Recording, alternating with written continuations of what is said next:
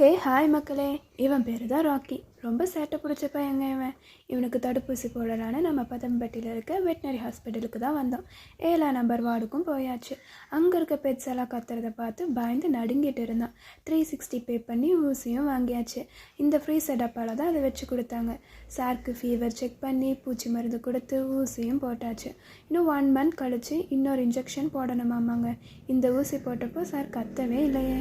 ரொம்ப சமத்து பையங்க இவன் எனக்கு ரொம்ப பிடிக்கும். எப்படி வந்தாயோ புன்னகை தந்தாயோ, எப்படி வந்தாயோ என்னையும் கொண்டாயோ, கேளாமலே கையில் வந்து கட்டி தங்க